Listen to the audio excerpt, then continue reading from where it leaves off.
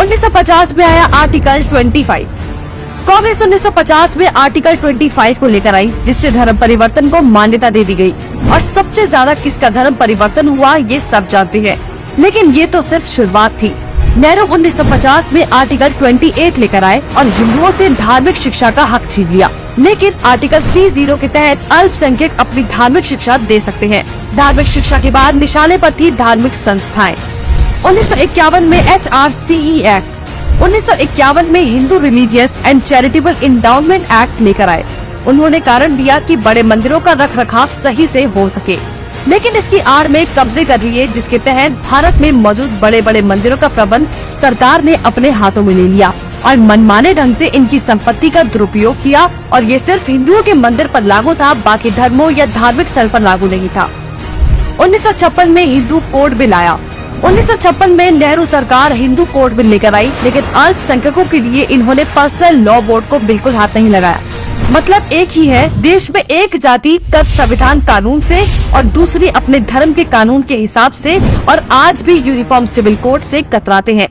कांग्रेस ने लगाई आरक्षण की आग। कांग्रेस आरक्षण लेकर आई, जिससे हिंदुओं को बांटने का काम किया गया, जिससे सबसे बड़ा नुकसान हिंदुओं को हुआ। आरक्षण की देश में जरूरत थी, लेकिन मक्कार कांग्रेसी इस योजना को 10 साल लागू करने की बजाय इसे बढ़ाते चले गए और न ही इससे लोगों को सशक्त बना पाए, जबकि लोगों को इसकी लत लगा दी गई। इंदिरा का कार्यकाल।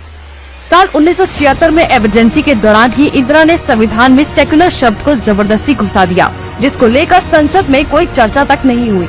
मतलब कि हिंदू बहुसंख्यक होते हुए भी भारत हिंदू देश नहीं कहलाया जा सकता, जबकि आप हमारे आसपास देखेंगे तो सभी मजहबी देश हैं, लेकिन हिंदुओं के लिए कोई देश नहीं बचा। इसके बाद हिंदुओं के कानूनी अधिकार और इतिहास निशाने पर थे। 1991 में पूजा स्थल कानून। 1991 में कांग्रेस ने पूजा स्थल कानून बनाया, जो बेहद हिंदू विरोधी कानून था, क्योंकि इस कानून के तहत हिंदू, सिख और जैन मुगलों के कब्जे से मंदिरों को छुड़ाने के लिए लड़ाई ही नहीं लड़ सकते। उनके पास दलील सुनने का कोई कानूनी अधिकार ही नहीं छोड़ा गया। हमने लाखों मंदिर और उनका इतिहास खो दिया। 1992 माइनॉरिटी कमीशन एक्ट। कांग्रेस ने अल्पसंख्यक आयोग अधिनियम बनाने के बाद अल्पसंख्यक आयोग बना दिया। ऐसा करके कांग्रेस ने धर्म विशेष के लोगों को स्पेशल दर्जा तो दिया ही, हिंदुओं को बांट दिया, जिसके तहत सरकार की हर योजना का सबसे ज्यादा फायदा धर्म विशेष के लोगों को ही मिलता है, जिससे कांग्रेस ने सांप को भी मार दिया और लाठी को भी नहीं टूटने दिया। मतलब साफ है, हिंदुओं को भी बांट दिया और धर्म विशेष के लोगों को भी खुश कर दिया।